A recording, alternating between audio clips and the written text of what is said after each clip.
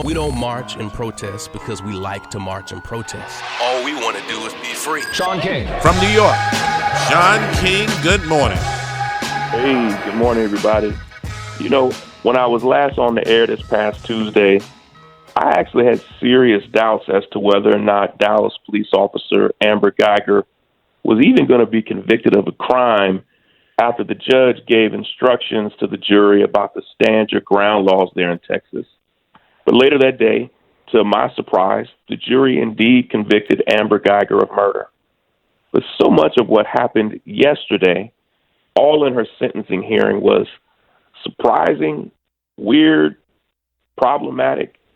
And for our listeners who aren't from Texas, in Texas, the jury decides on sentencing and convenes immediately after the conviction to decide on the sentencing. And it's not that way in most states. The prosecution and defense are then allowed to present their cases on sentencing without most of the same rules that are present in the trial. And again, yesterday, the prosecution was amazing. They not only brought people in from every facet of Botham's life, but they also showed Amber Guyger's horrible record as a police officer, including a litany of racist and problematic text messages and memes. And so the prosecution continued to do their job. The jury was instructed that they could give Amber Guyger anywhere from 5 years to 99 years in prison. Again, she wasn't convicted of manslaughter or reckless homicide. She was convicted of murder. And ultimately, the family asked for Amber Guyger to receive a year in prison for every year that Botham was alive, which was 26 years. After a few hours of deliberation, the jury came back with a sentence that was about as short as it could get. They gave her 10 years, but we've learned that she'll have the possibility of parole in 5. Now listen, all prison time is hard time. A year in prison is hard. And as a justice reform advocate, I am rarely one to fight for longer and harsher sentences for anyone. But it's painful to see someone get 10 years with the possibility of parole in 5 after they were just convicted of murder. Not manslaughter, not reckless homicide, but murder. And when nearly every listener to this show, we all know somebody who probably did longer than that in jail for drugs. Several of my good friends who I grew up with did 10 or more years in hard prison for drugs. Detroit Mayor Kwame Kilpatrick received 28 years in federal prison for financial crimes and is expected to have to serve nearly all of his sentence.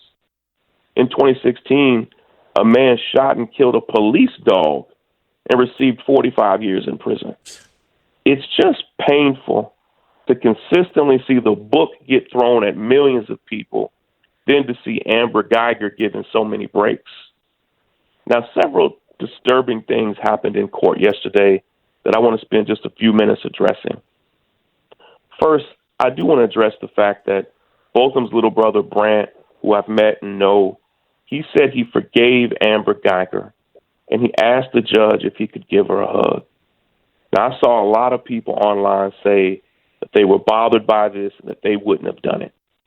First, let me say that Brant is a teenage boy, and Botham was his big brother.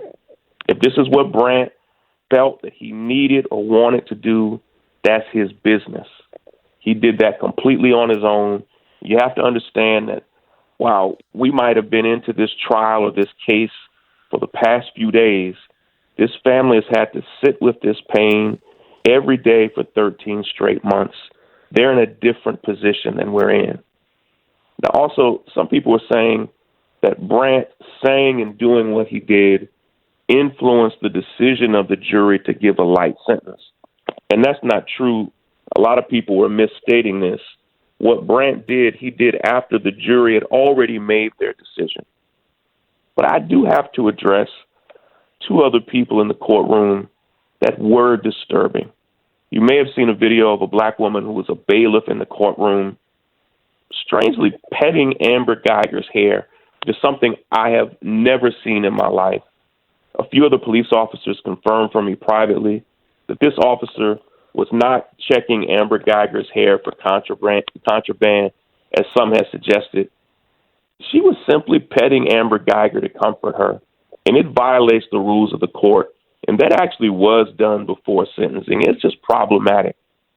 But after the sentencing yesterday, Judge Kemp, who we have since learned was endorsed and supported financially by the Dallas police, came down and hugged Amber Guyger, then gave Amber her personal Bible, and then told her some scriptures to read.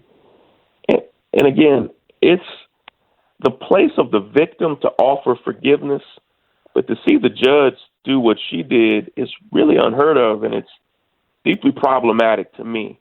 And again, it'd be different if this was how this judge was with everybody. But I spoke to multiple lawyers yesterday who said they've never seen Judge Kemp do anything like this. It's not that I have a problem with a judge or a bailiff being compassionate, but what we saw yesterday is just further proof that the system does not value all lives equally. It doesn't, even when we're the ones running it. With that said, and I'll close with this thought, an enormous team of people worked hard to secure this conviction and even to get the sentence that we got. And I commend them. I still think that should be our focus. And I commend Botham's mother, Allison, who in her remarks to the media yesterday made it clear that Dallas still has a whole lot more work to do to confront corruption and bigotry in its department. And she left basically saying that she still was not pleased, that she was looking forward to getting out of Dallas and getting back to St. Lucia, because Dallas still has a whole lot more work to do. Take care, everybody. Shaun, if she appeals, if Amber Guyger appeals, can she get more time? I don't know that she will appeal. I seriously doubt it. There wasn't any misconduct in this trial that would cause her to be harmed in any kind of way. They may appeal it, but that would be dangerous. Not harm, but were there any procedural things? Because from everything that I saw, Shaun, in the discussion yesterday after all of this went down, and from legal experts, and they were saying that they thought that there was going to be an appeal. Just on face value alone, that just seems to be the thing that they feel as though they have to do.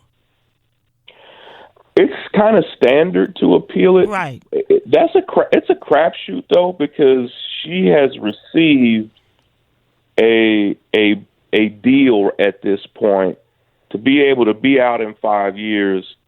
It's a real risk. You never know. It's Texas. You never know what type of the rules are different, who they could appeal it to. Right. But I'd be surprised if they were granted an appeal. Yeah, I don't expect it. All right, Shaun. Yeah, take